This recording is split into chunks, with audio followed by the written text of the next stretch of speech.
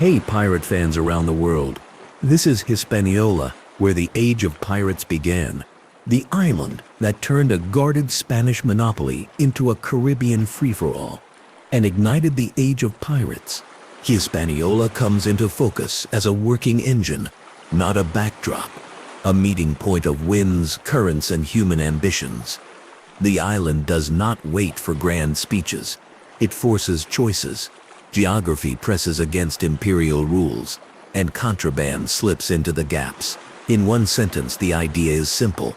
Geography plus empire plus illicit trade creates a pirate incubator.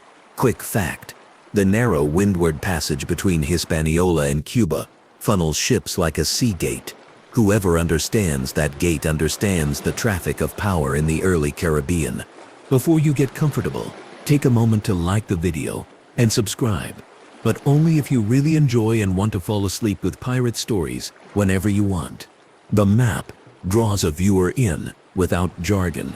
Hispaniola stretches like a bent shield between Cuba and Puerto Rico, with the Windward Passage to the northwest and the Mona Passage to the east. Spain's treasure fleets, loaded with silver dyestuffs and hides, must either pass near or adjust around these corridors. The currents curl south along the island's western edge and sweep north past its capes. The north and west coasts are cut by coves and reefs, useful to small craft that can sneak in where deep-keeled galleons hesitate. Seasonal winds blow with predictability that turns into advantage for anyone willing to time a night approach or a dawn escape. Heads up on this: the same features that make storms dangerous also make ambushes simple. A quiet inlet, a shoal only locals can thread, and a current that pushes a heavy ship off course. Together they shape outcomes more than cannon counts on paper. On land, the island is not uniform. The north and west hold mountains and steep terrain falling into bays like natural amphitheaters. To the south and east, broader plains feed larger settlements and formal administration. That split matters. Administrators prefer roads and fields, raiders prefer fractures and folds in the land. The difference also directs where markets grow, which in turn sets the stage for who buys stolen goods and who looks the other way. A coastal market does not need a charter to thrive. It only needs scarcity on one side and surplus on the other. Scarcity arrives early under Spain's monopoly.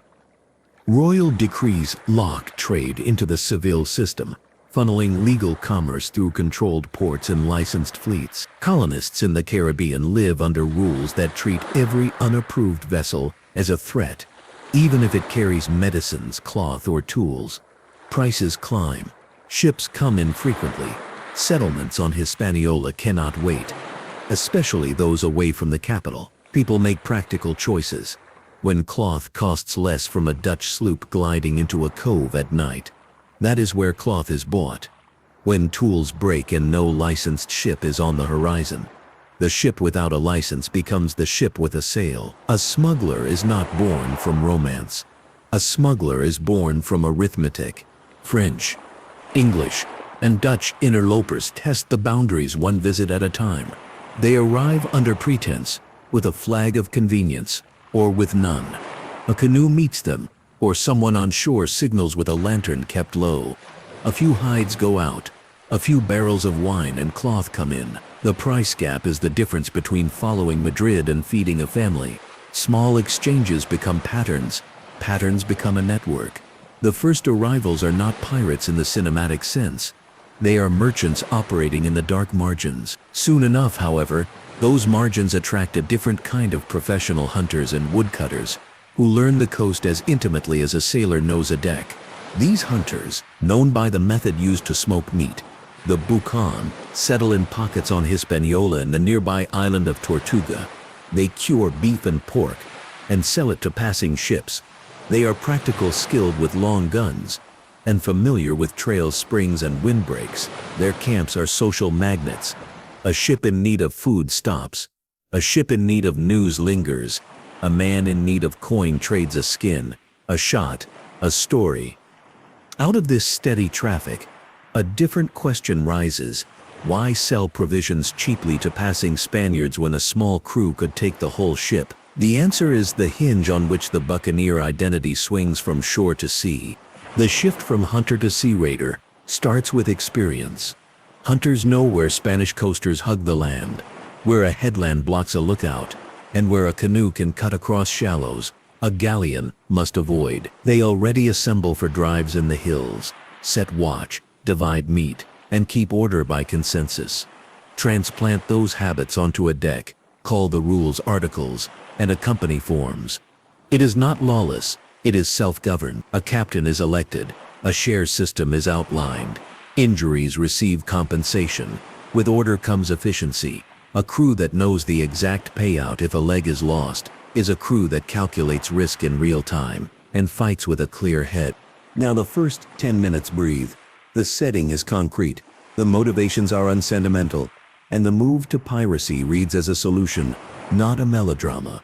At daybreak along Hispaniola's north coast, a small shallow draft vessel waits just outside a reef line. The watch sees a Spanish coaster rounding the point, slower than usual against an unexpected current. The wind drops. Canoes and periaguas, long narrow craft used by local people and learned by hunters, slide out of shadow. A false flag flutters, a lantern's hood lifts. A lull in the surf hides paddles. The contact is quiet at first, then sudden. A small crew boards quickly where a galleon's height would have given advantage. But here, the decks are near level. Once aboard, the raiders act within rules agreed the night before. No speech about destiny, just speed, skill, and the confidence of men who know every sandbar within a league. Cap Francais, later known as Cap Haitien, becomes a hinge port in this world. The bay affords shelter and a jump-off point toward the windward passage. Pichigouave and Léoguen anchor the west and southwest. Samana Bay, on the east, offers a broad crescent refuge with exits that confuse any pursuer. Overland, passes reach the coast at points that let a company vanish inland with goods on muleback. The rivers serve dual roles, freshwater and highways for short runs to stash sites, careening beaches, gentle slopes where a hull can be stripped of barnacles and repaired, serve as pit stops timed to weather. A hull dragged on its side squeals against rollers while lookouts watch the horizon and the cloud streets that signal squalls. Maintenance is not glamorous, but it keeps a small ship nimble enough to sting and disappear. Sea calendars follow the sky. Hurricanes enforce off-seasons, at least for those who respect survival more than bravado. Crews raid the air by old methods. Heavy heat that does not break, the unusual hush of birds, the line on the water where wind gathers. Seasons also equal predictability. Convoys of the Spanish flota leave and return with regular patterns. A disciplined crew sits not at random, but at the elbow of a route where travelers must squeeze by. Timing is everything. Patience is profit. Long before Europeans draw borders, the island is home to Taino communities with deep maritime knowledge. They navigate by the shape of swells, by stars that carry names older than European maps, and by coastal cues that later sailors learned to imitate. Their craft, built for the water they know, move in spaces foreign ships fear. The arrival of conquest brings devastation, disease, forced labor, disruption that tears at community and memory. Yet fragments of knowledge persist. Place names hold directions. A pilot learned in youth becomes invaluable, whether under duress or by choice. A route across a reef remains the same no matter who steers. In some accounts, colonial authorities employ indigenous pilots to chase interlopers. In others, pilots guide foreign raiders because the colony is offered too little and demanded too much. Either way, local knowledge becomes currency. A hidden cut through a reef is worth more than a chest of coins if it saves a ship. Santo Domingo, the first European city in the Americas, stands as both symbol and soft point. It holds a cathedral, administrative buildings, and a population that stretches the colonial budget thin. The garrison cannot be everywhere, and the harbor cannot be guarded against every tactic. Fortifications look imposing, but the coastline is broad. Watch systems rely on visibility, and visibility fails in fog banks, in thunderstorms, and at night. The city projects authority, but authority at sea depends on ships, and ships cost money the crown often prefers to spend on treasure fleets, not local patrols. That gap invites experiments. ransom schemes, lightning strikes on warehouses, and night landings that do not try to fight the walls, but simply pluck what lies outside them. Contraband develops pathways like water finding cracks. A cove on the north coast where a sloop anchors in 6 fathoms becomes a regular stop. A mule trail from that cove to an inland market becomes a supply line. A friar who needs candles and books looks the other way when barrels labeled for one use actually carry another. Goods move with new names. Sugar shows up where no legal ledger predicted it. Hides leave where export lists claim none. Cacao appears on tables far from authorized plantations. Middlemen flourish. Brokers, translators, and neutral traders who offer plausible deniability. They arrange rendezvous on moonless nights and mark time by hearing, not sight. A gun fired twice in quick succession. A bell rung from a cliff. A torch lit behind a stone wall and quenched after counting silently to 20. Tortuga rises as a satellite with its own gravity. The island's small harbors and steep ridges create a natural fortress. Governors come and go, sometimes vowed to order, sometimes implicated in the very commerce they claim to prevent. Settlement waves bring flibustiers seasoned by hunts and raids. Runaway servants seeking freedoms denied on larger islands. Maroons who have carved out spaces of autonomy. And sailors between contracts. The mix produces a practical culture, suspicious of rigid hierarchy, fond of mutual agreement, willing to fight when the numbers make sense, and vanish when they do not. Tortuga thrives because Hispaniola's coastline feeds it work. The big island produces food, hides, and rope. It offers concealment at short notice. It hosts markets ready to translate stolen goods into coin and favors. The little island provides the meeting ground, the taverns where crews recruit, the workshops where captured gear is refitted, and the informal courts where disputes are settled faster than any colonial bureaucracy. The political map changes in step with these realities. In the west and north, French settlements gain purchase and formalize into Saint-Domingue. In the east and south, Spanish Santo Domingo maintains older lines and older laws.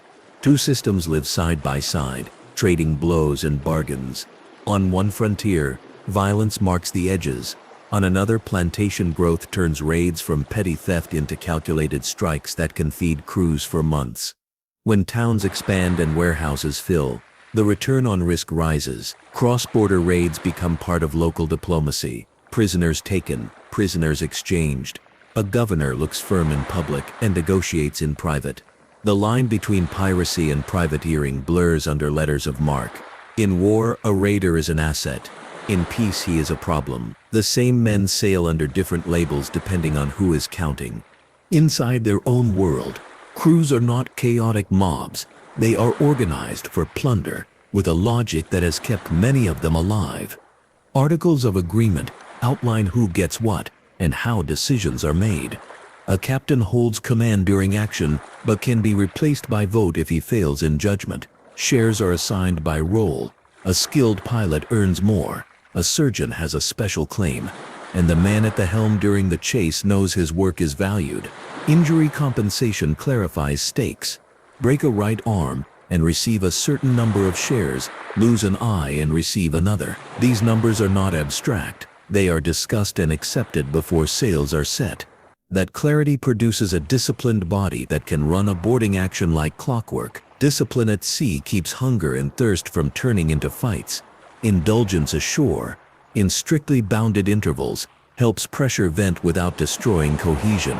The balance keeps crews focused when it matters and relaxed enough to sleep when it does not. Tactics around Hispaniola evolve from this structure and from the island's shape. Coastal hugging is standard. A small vessel stays within sight of land, using every headland to break the view of pursuers and to read wind shifts early. Night landings become art. A shore party slips in where a rivulet meets the sea, dragging boats under mangroves, moving on soft ground to leave no sharp footprints on sand. False flags confuse identification until the last safe moment. Pilotage tricks convert knowledge into capture. Approach as if intending to cross a reef where only locals dare. Watch the target alter course in fear, then turn on the correct line and gain the advantage. Canoes and periaguas make stealth possible in water too shallow for big ships, and they give crews the ability to melt into river mouths when chased. Careening cycles when a hull must be cleaned are planned like campaign. A dirty hull slows a ship just enough to turn a near escape into a death sentence. No crew ignores that. Individuals stand out within this system. François L'Olonnais, remembered for vicious methods, operates from Tortuga and casts a shadow across the Windward Passage. Stories say he spares no one to protect secrets and squeezes information with cruelty meant to travel faster than any messenger. In the fear economy of the 1660s, reputation is a weapon. If a town believes that resistance brings massacre, the town pays quickly, and a crew walks away before heavy forces arrive.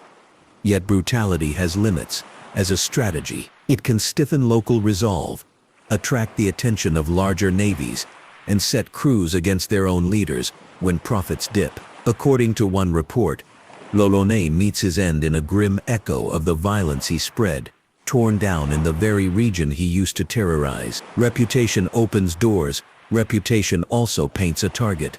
Michael de Gramont chooses a more calculated path, striking northern ports where warehouses offer concentrated reward.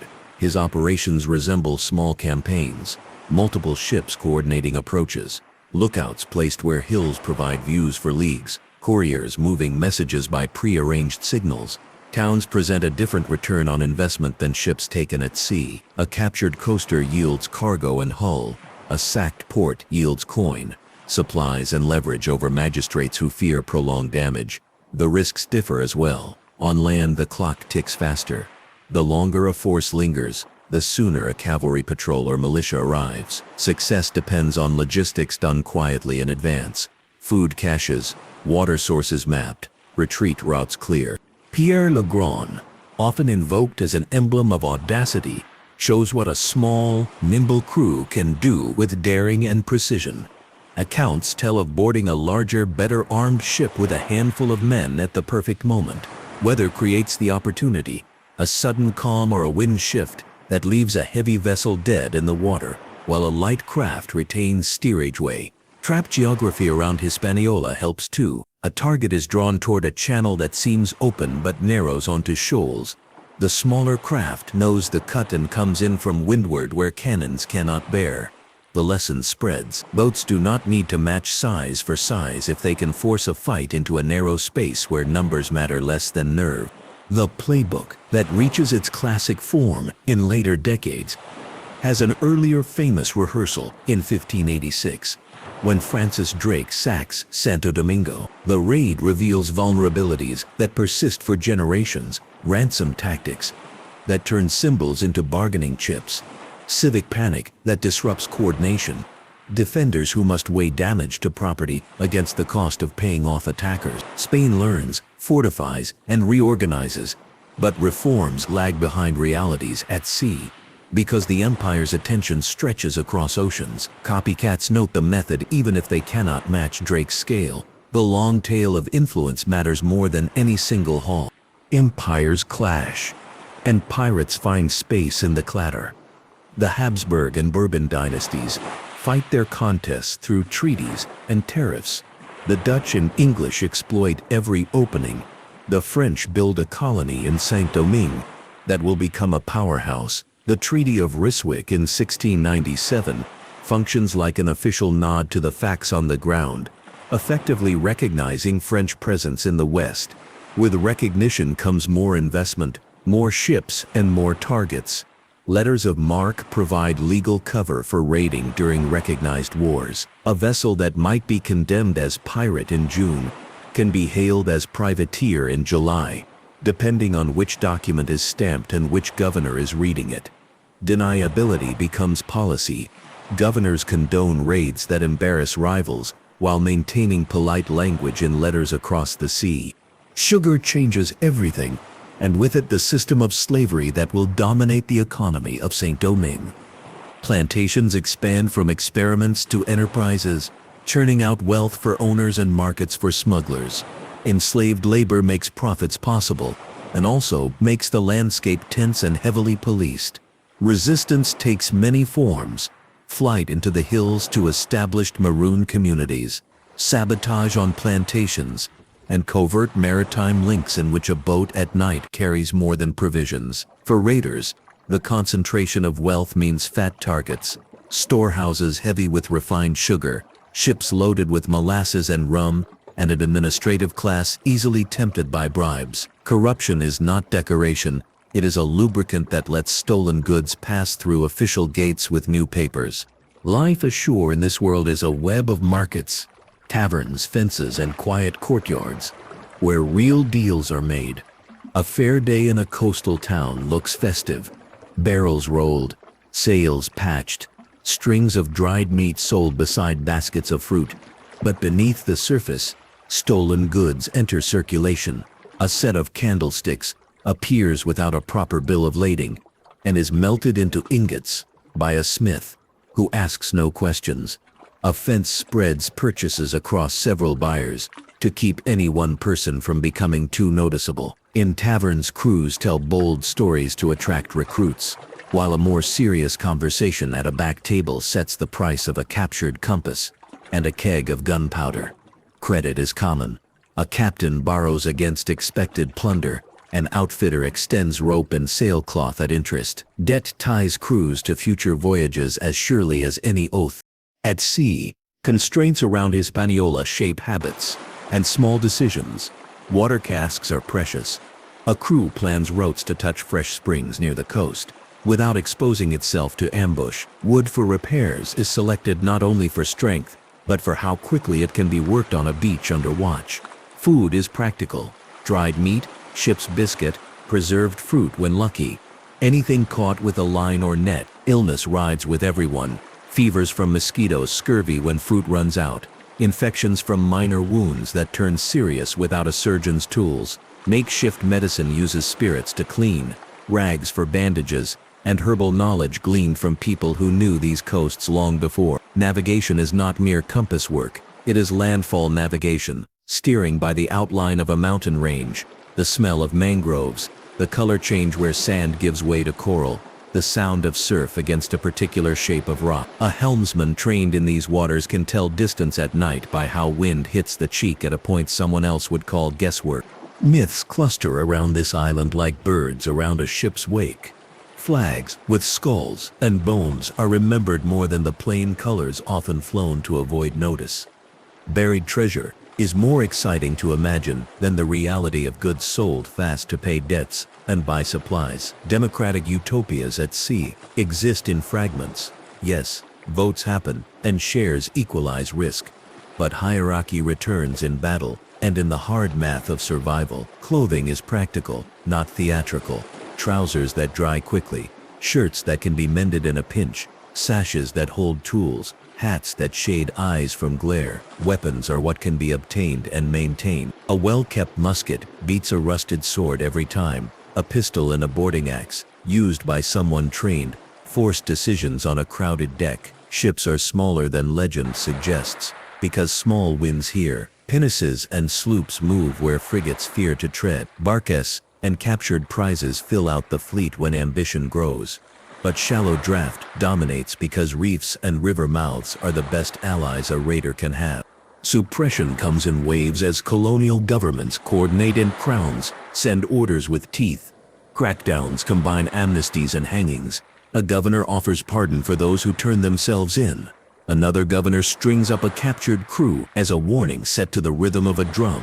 Naval patrols increase in number and change tactics, sailing in pairs, using local pilots, and convoying merchant ships through known danger zones. Fortified ports mount more guns, raise walls and train militias, but walls still cannot move, and the sea's complexity keeps creating openings. Suppression only sticks when the economy shifts, when legal trade expands enough to lower prices, when plantations contract under crisis, when convoys become regular and escorts reliable. The margins narrow, a crew finds fewer buyers and more patrols. The same logic that once pushed hunters to sea nudges their sons toward other work. Even as the buccaneer era cools, the island's influence warms other fires. Saint Domingue's extraordinary wealth and brutal labor system set conditions that will explode into revolution. Networks built by Maroons and by coastal communities become the paths along which news and people move when upheaval begins. Skills learned in ambush and evasion do not vanish. They translate into new forms. As politics remakes the map, the truth is plain. The age of pirates around Hispaniola is not a standalone story. It is the preface to transformations that will shake the Atlantic world. Primary voices make the past speak. Alexandre Esquemelin, a surgeon who sailed with buccaneers, published accounts that generations have leaned on. He described men who chose their captains, who shared spoils by rule, and who showed both generosity and cruelty without contradiction. He also repeated stories secondhand, and not every line is gospel.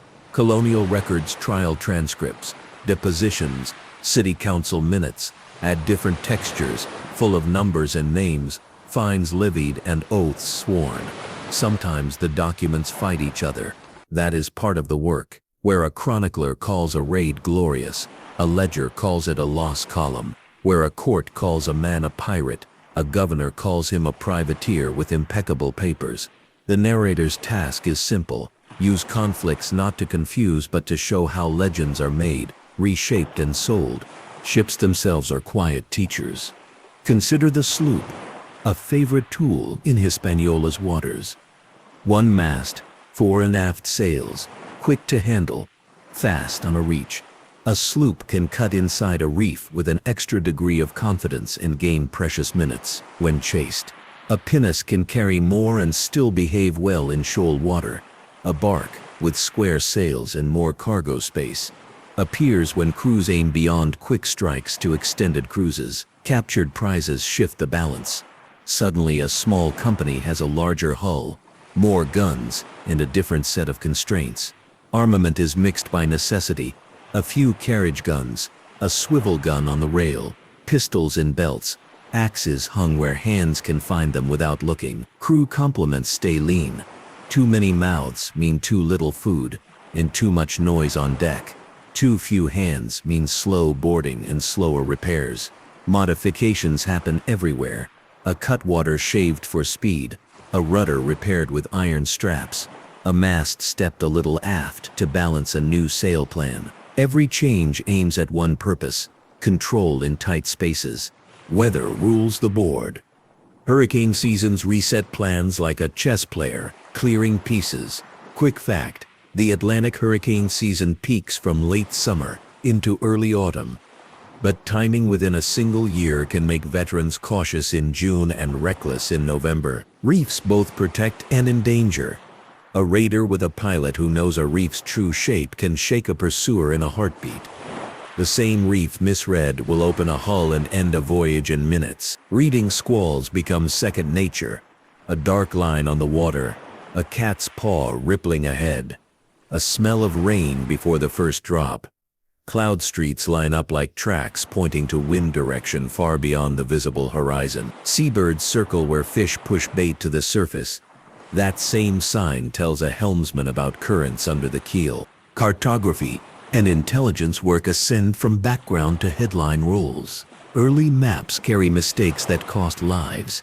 A shoal misdrawn by a mile, a headland exaggerated, a river mouth placed on the wrong side of a bay. Each error can wreck a ship. Captains trade, steal, or bribe for better charts. Local pilots hold mental maps that no ink can capture. A notch in a ridge that lines up with a boulder on the beach and points to a safe channel. The sound a breaker makes on a specific reef at low tide. Some knowledge spreads because someone cannot resist bragging. Some stays close through codes and careful silence. Secrecy does not mean mystique. It means survival. A chart tucked under a floorboard can be worth more than a pile of silver because it buys not just a single escape, but a season of advantage. The story circles back to first principles, without fanfare. Hispaniola did not accidentally nurture piracy. The island made it rational. A monopoly created hunger. Geography created opportunity. Human networks created process. Crews formed companies with rules. Towns formed markets with memories. Empires formed excuses with paper. Every case study bows to the same trinity: place, policy, and profit. Place offers the coves and currents. Policy erects barriers and hands out exceptions. Profit pulls risk into action. One more look at the early hunters explains the arc. At a Buchan camp, meat hangs above low smoke, and rifles lean within arm's reach. A pair of canoes lies hidden under palm fronds near a creek mouth. A stranger arrives with a story and a price. The men listen, trade, and watch the sky. A sloop appears days later, battered and hungry. Provisions are sold and news traded. The next time, the same sloop brings cloth and powder. The third time, the hunters go aboard. By the fourth, they sail out with the sloop at dawn. A cycle closes and begins again at sea. From the capital to the coves, from treaty tables in Europe to backroom deals in coastal taverns, Hispaniola holds the thread that ties it together. When ships pass the Windward Passage, they enter a corridor where a handful of men with local knowledge can alter history. When the Spanish flota marks its calendar, crews mark theirs in reply. When a fort adds a gun, a pilot adds a route. Many islands hold pirate stories, but this one writes the opening chapter with a clarity others borrow later. In short, no tricks. Hispaniola turns a tightly guarded monopoly into a marketplace in motion and teaches smugglers how to become pirates with a plan. Saint-Domingue grows into a titan, its sugar pouring into Atlantic markets, its human suffering growing in scale with its wealth. The island's west transforms faster than most European observers expect. Warehouses hum, roads stretch, and ships queue to load and unload. That density changes raiding patterns. A single successful strike can finance months of rest and recruitment. Meanwhile, the East maintains older rhythms. Spanish herds graze, towns cluster, and trade moves within habits set in earlier centuries. Cross-border relations swing between skirmish and handshake. Dura, Monte Cristi, Bay of Manzanillo, and the fringe harbors become words shared with care, because naming a place aloud in the wrong company can alert a competitor. In this environment, a handful of basic rules guide survival and success. Never careen on a beach with only a single lookout posted. Never trust a calm sea at the edge of hurricane season. Never drink from an inland spring without letting the water settle in a bucket first. Grit ruins teeth and gums that are already at risk from weeks of salt food. Keep pistols dry by wrapping them in oiled cloth. Keep powder horns away from lanterns. Keep rope coiled where it can unspool in a rush without snagging. Save clean cloth for bandages, not displays. Do not hoard luck. Share it by building a network that can offer rescue when a mast snaps. These simple instructions, repeated without romance, make a company more resilient than any single hero ever could. Information travels at human speed. A woman in a market hears a price that makes no sense and knows a stolen shipment just landed. A boy runs along a ridge to signal a friend with a mirror flash toward a bay. A priest hears confession and repeats nothing. But the mere fact that a confession was made tells someone else that a raid did not go cleanly. Written messages ride in the lining of a hat. A chart is hidden behind a false plank. A password changes on a saint's day. Hospitality is offered, and debts are recorded in heads, not books. When the time comes to square accounts, a man receives a bundle of tobacco at half price, or a warning to move his boat at dusk. It is quiet arithmetic, and it sustains more than it betrays. This is the moment to observe how daily life shapes strategy. A crew that sleeps well on alternating watches fights better than a crew that boasts and drinks into the night. A ship that runs drills in silence, coiling lines, shifting ballast, passing weapons hand to hand, moves like a single organism. When speed matters, one heartbeat per task separates capture from escape.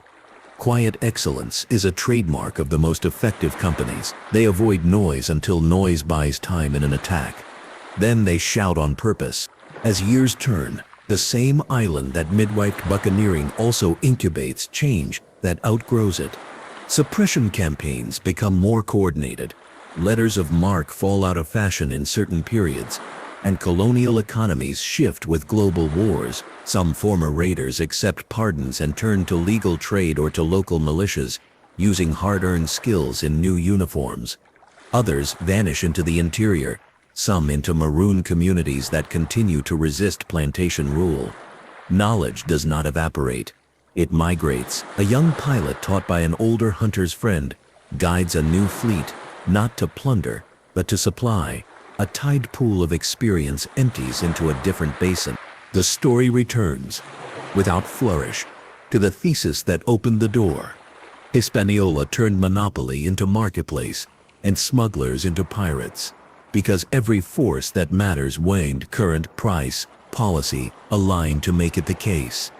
A modern map cannot erase those lines. The island's shape has not changed. The passages are still narrow. The reefs still lie where they lay. Storms still follow the seasons. History gives the names, geography gives the stage. The age of pirates begins here not because storytellers like the sound of it, but because men with needs and skills found in this place a set of answers that did not exist in the same combination anywhere else. Coastlines turn into classrooms when described through calm eyes. On the north shore, ridges drop toward narrow beaches where sand darkens with mangrove roots. A cutter keeping to that rim, sails ease just enough to hide luffing noise, can slip from inlet to inlet like a seabird skimming. Farther west, the land juts into the windward passage where the sea feels busier, as if lanes were painted on the water. Ships bound from Veracruz or Cartagena toward Havana press along predictable arcs. Currents squeeze them tight to the coast. A lookout on a hill can read those arcs the way a reader recognizes lines on a page. Across on Tortuga, cliffs fall straight into deep water. That vertical drop gives depth close to shore. A perfect surprise. An anchored ship can sit inside a blue pocket where a larger pursuer cannot safely approach without local nerve. In small towns, the market breathes with a rhythm that repeats across years.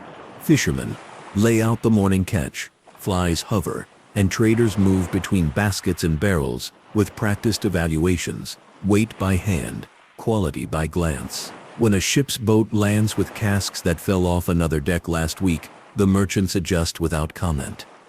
A bundle is wrapped in plain cloth, a mark is changed, a buyer with ready coin becomes a partner.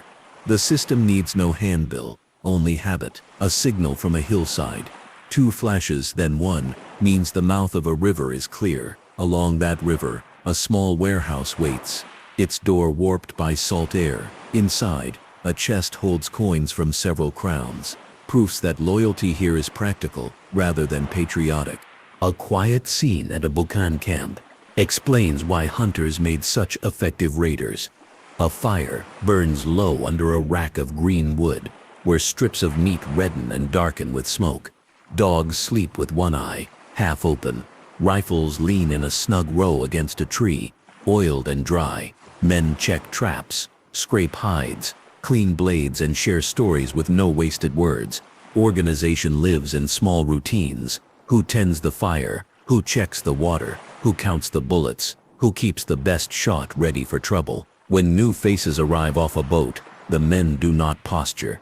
They watch hands and eyes. They sell, they trade, and they listen for patterns.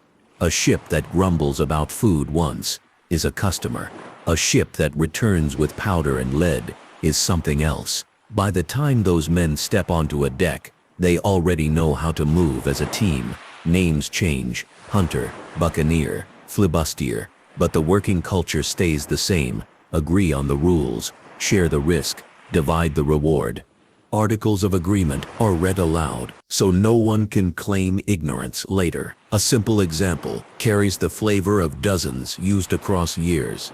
The captain commands in battle. The quartermaster balances accounts on shore. A share goes to each hand. More shares go to those with special duties.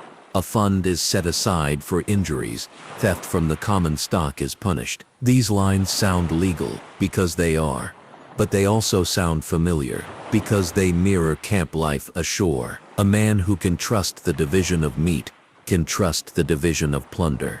Injury compensation is not a romantic touch. It is a survival tool. A raider who knows that a lost finger does not mean a lost future fights with courage that is steadier than bravado. Consider a chase along the north coast on a day when clouds line up in neat rows pointing to the east. Those cloud streets hint at steady trade winds aloft. A Spanish coaster runs before that wind, confident in open water. A small Hispaniola-built sloop angles nearer the reefs, where a darker stripe reveals a channel. The sloop's helmsman, trained from youth to read the water's color shift from green to blue to pale, slides onto a track no chart from Europe shows. The pursuer, heavier and deeper, dares not follow. A stern chaser booms, the ball skipping like a thrown stone. The sloop answers not with gunfire, but with a tactic. A sudden change of course timed to a gust. A reefed sail thrown out at exactly the moment a swirl of current turns under the keel. The distance widens enough for the boarding crew to breathe and for the captain to choose a new course with a cool mind. That is seamanship as practiced art, not theatrics. Now the capital comes back into frame. Santo Domingo's streets lay in a tidy grid, stone warm in the afternoon sun. A cathedral bell marks the hour. The harbor takes on a look of calm authority when viewed from a balcony. Yet the edges tell another story. Outside the main defenses, warehouses stack goods waiting for permits and escorts. A small party landing at dawn does not touch walls. It touches wagons and ropes. A warehouse door is forced with two quiet knocks of an axe behind a muffled barrel. Letters are seized not because they are romantic trophies, but because they carry information, outbound schedules, cargo lists, codes that can be read by those who trade in such codes. Ransom is negotiated because it is efficient. A phrase passes from a governor's chamber to a shaded courtyard, to a ship's deck. Pay the sum and the fire stays out of the town. Civic pride wrestles with the balance sheet. The decision lands where it often lands, in the ledger. Drake's earlier assault, in 1586, lingers as a memory used in arguments. City fathers do not need to be taught fear.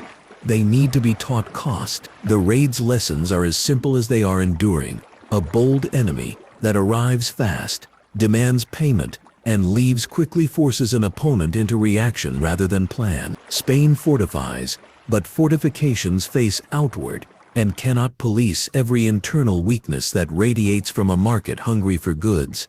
Copycats note process more than names. Approach, shock, negotiate, withdraw. Nothing mystical makes it work. Logistics and nerve make it work. French Saint-Domingue, on the opposite side of the island's political line, grows like a garden after rain. Fields lengthen, mill wheels turn, sugar cakes the air with a sweet dust that sticks in throats. The colony's wealth becomes a target as obvious as a lantern at night. A raiding crew studies rhythms, the weekly arrivals, the day a certain plantation ships barrels to the quay, the way guards grow lazy after a festival. Striking a town can bring coin and supplies. Striking a warehouse tied to a sugar estate can bring leverage, because owners with more to lose will pay more to avoid a conflagration that takes months to repair. Again, the risk rises with the reward. On shore, militia and cavalry can gather with speed. A raider must land light, move cleanly, and leave before the news spreads inland like brushfire. In the world of information, maps become prized objects. But not all surveys are equal. Early charts copied from older charts carry forward errors, like inherited scars. A pilot from Hispaniola, trained by local experience, supplements paper with memory. He knows that a certain headland, seen from the sea at a specific angle, hides a cut in the reef. He knows that between two rocks, a person can hear a different tone of surf when the tide is at half flood. He can guide a ship through a passage that an outsider would call impossible. Captains trade for such knowledge with care. Coin, gifts, promises, sometimes forced service. The ethics of these exchanges are not clean.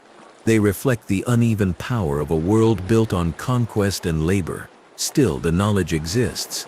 It is used and it explains outcomes better than any boast.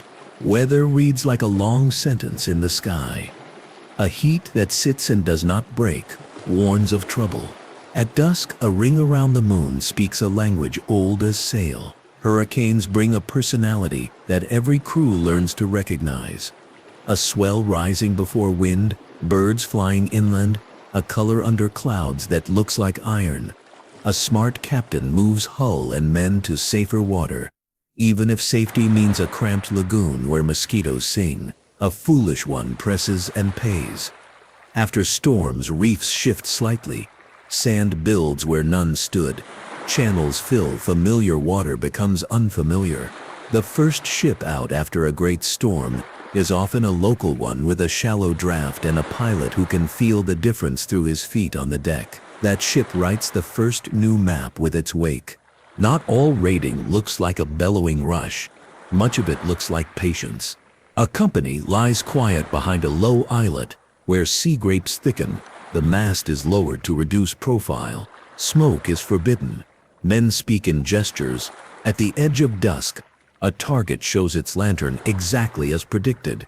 It is a coaster with barrels and passengers aboard. A routine voyage between two settlements that have made this run 100 times. A false light on shore pulls the coaster slightly off course, just enough to miss the line and slow on a sand tongue. Two boats slide in. The first men aboard carry no heavy metal to clang in the night. They carry wood hafts and leather wraps around blades. Voices are gentle, orders clear, violence kept to the minimum that keeps panic down. Crew and passengers are counted and tied. Cargo is shifted to the waiting boats, and the target is pulled free with help, because sinking it would draw unwanted attention later when debris washes ashore. The raiders leave as quietly as they came, a line on water marking their passage until starlight erases it. Reputation functions as both shield and spear. François Lalonnet cultivates terror, so that future negotiations move faster. One town pays at a rumor rather than risk a repeat of another town's fate. Yet terror burns out goodwill in ports that might otherwise trade judiciously. Other captains choose the currency of predictability. No gratuitous harm. Pay small bills honestly, so that large arrangements proceed smoothly. Return prisoners who play by rules, keep promises. Michel de Gramont's use of coordination, for example, depends on trusted signals and repeat partnerships with certain local brokers. No crew operates alone for long. The sea is too vast. The towns too interlinked. The news too quick. A crew that lies to those who enable it finds doors shut and traps opened. A crew that holds to its own version of honor wins time, which is the most valuable thing when patrols fan out. On the Spanish side, the reply grows a spine across decades. Governors chain rhetoric to real patrols, not just proclamations. A pair of light frigates appears where once there was one sluggish galleon. Crews learn to use small boats aggressively. Oars shipped in silence to close distance at night. Convoys become the norm for valuable cargoes. Shore batteries add trained men who can aim, not merely fire for noise. A new code of watchkeeping arranges for signal fires, horn blasts, and mounted couriers. The system is imperfect. No plan reaches every cove or shames every corrupt official, but the cost of raiding rises in slow steps. Some crews accept pardons during well-timed amnesties, exchange knowledge for safety, and settle into trades that keep them near the sea without crossing the line. Others refuse, and find the net tightening. Between the two colonial halves of the island, events churn that will one day dwarf the buccaneer story. In Saint-Domingue, the scale of sugar production climbs into the unimaginable. Workdays stretch. Night brings more tasks rather than rest. Resistance breathes in hidden places. Songs that carry messages. Paths through cane that lead not to the fields but to the hills. A stolen tool, a sabotaged mill. Maroon communities form in mountains and thick forests, drawing together the knowledge of people from many homelands. The coastline helps them survive. A creek mouth offers fish and quick escape. A cave near a beach hides a cache of dried fruit and salt. Later, when revolution cracks open the system, these networks prove decisive. Maritime skill and inland know-how combine in a way that turns the island's geography back against those who tried to control it. Primary sources stand as guideposts. Along this path, Alexandre Squemelin, a surgeon who worked among buccaneers, writes in one place, "They have no fixed wages, but everyone receives proportionably to what he brings in." The line sounds tidy and a bit approving, a neat summary of the share system. Spanish trial records add another kind of voice, dry but vivid, in their own way. Deposits of goods described, arrests noted, testimony recorded that a certain man spoke French, brokenly, and wore a red sash. A French planter's ledger lists losses without naming cause. 3 barrels missing, 2 mules taken, and paints a different kind of picture, one where small thefts accumulate to make large dents. When these fragments are layered, the island's portrait sharpens, not a single sweeping narrative, but overlapping views that agree on the island's role as the central stage. Ships deserve another glance, because their shapes explain choices. A sloop handles like an extension of the helmsman's body. It answers quickly to wind and weight shift. A crew can back the foresail to spin on a point, then fill again to leap forward. A pinnace carries more men and more gear without giving up that agility entirely.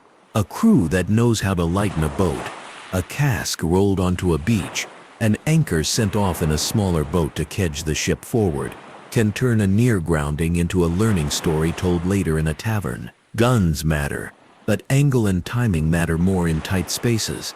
A small swivel gun on the rail, loaded with scrap, can clear a deck at short range better than a heavy cannon that cannot be depressed enough to hit low. Boarding axes with blades kept dull enough not to shatter but sharp enough to bite allow hands to find purchase where ropes must be cut in seconds. The work of careening returns as a practical reminder that speed equals safety. A hull fouled by barnacles can lose a knot or more of speed. That small loss means a pursuer closes, or a storm outruns, or a chase ends in a grating shock on a reef. Careening days are chosen with care. Neap tides that make the water level swing less. A forecast of calm. A beach with the right grade. The hull is heaved over with blocks and tackles squealing, and men scrape with shell, iron, anything that cuts tarboils. Rags soak sweat. Lookouts post on dunes, scanning for sails. The smell is hot, an animal, but the reward shows the next day when the boat flies over water it had labored over before. Back on land, the tavern earns attention not for its noise, but for its deals. A barman, who measures rum stingy for drunks, keeps a generous pour for those who listen more than they talk. A would-be recruit hears a story about a captain who pays on time. A ship's carpenter picks up a side job repairing a fishing boat and hears about a patrol schedule. A woman who keeps a ledger under her bed knows which crews spend in cash and which spend in promises. People trade services, a patch for a sale, a letter written for a relative, a plea introduced to a clerk who stamps papers that keep questions from being asked. Law is never far away. A magistrate who cannot be bought can sometimes be outlasted. A clerk who cannot be persuaded can sometimes be replaced at the next shift. Across these vignettes, myths dim a little under the light of steady detail. The Jolly Roger, remembered in paintings, appears far less often than ordinary flags, or even no flag at all. Treasure buried forever is bad finance. When debt and crew shares demand quick liquidation, a captain wearing grand coats on a daily basis wastes cloth needed for bandages and sails. True romance, if it exists here, sits in competence. A well-judged tide, a perfect landing in the dark, a crew that trusts its agreements. That kind of romance tends to last. The anti-pirate turn gathers force with wider shifts. European wars flare and cool, priorities change, trade lanes adjust, convoys become routine, insurance markets punish captains who take silly risks. Colonial governments share intelligence better than they once did. The open windows that once let raiders thrive narrow. Some leaders attempt one last grand strike and fail loudly. Others dissolve their companies quietly, marrying into coastal life, opening inns, or working as pilots for the very forces they once evaded. The skills remain and shift into new shapes. A man who can land a boat in the dark without a splash becomes a lifesaver during a storm season. A woman who kept accounts for a crew becomes a respected merchant, whose memory of old price patterns keeps her prosperous. Still, the legacy persists in more than memory. The island's coasts hold place names that reveal older uses. A bay known for hiding, a point known for signaling, a river mouth known for its freshwater taste just beyond the bar. Families tell stories passed down about great-grandfathers who once guided ships through dangerous cuts, about great-grandmothers who fronted small businesses that began with goods from nowhere. The shape of the island itself, its mountains, plains, coves, and cuts, remains the original author. Every later chapter owes it think. To bind everything together, the lens returns to the windward passage at dusk. The sky turns the color of copper. A long, low line of swell moves from the Atlantic into the Caribbean like a slow breath. On the Hispaniola side, dark ridges make a jagged edge against the last light. A small sail sneaks across that line, barely visible. Beyond, far to the west, a convoy runs on a schedule known months in advance. Between those points, between the small sail that knows the island like a sibling and the distant ships bound by imperial calendars, lies the reason the age of pirates took its first distinct shape here. Geography offers opportunity, empire builds barriers that create demand, and human networks shape both into a machine. When the machine runs, hunters turn into raiders, smugglers turn into organizers, and an island becomes a classroom that teaches the world how piracy works.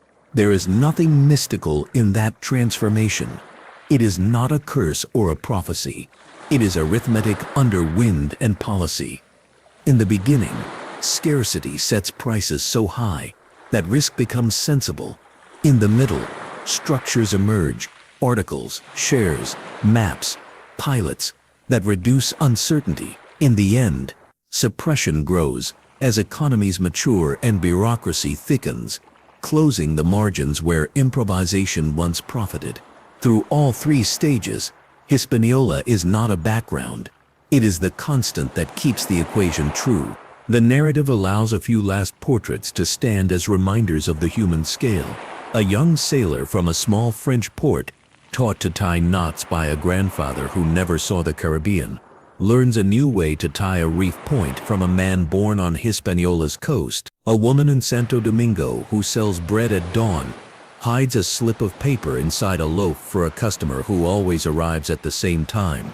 An indigenous pilot, forced years earlier into service, quietly chooses a channel that spares a village when guiding a patrol. An enslaved corper in Saint Domingue measures a barrel and senses by weight and tone that something is wrong inside.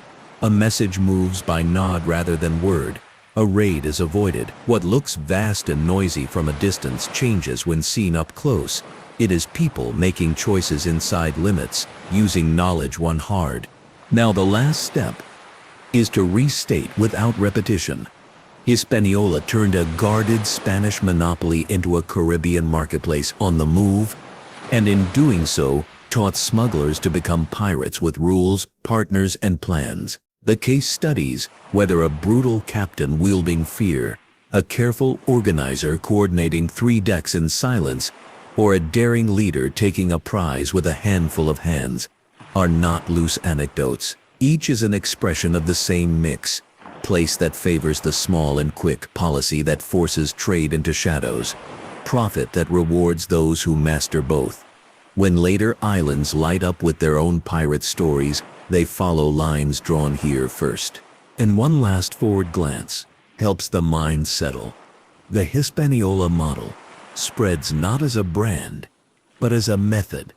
It moves to Jamaica, to the Bahamas, to the Spanish Main, and to the lesser-known coves, where little boats lived big lives. Understanding this island, its passages, its markets, its people, becomes a key that unlocks the rest of the Golden Age. The key is not flashy. It is practical, smooth from use, and satisfying to hold. Turn it, and the door opens on a world that makes more sense than legend alone can provide.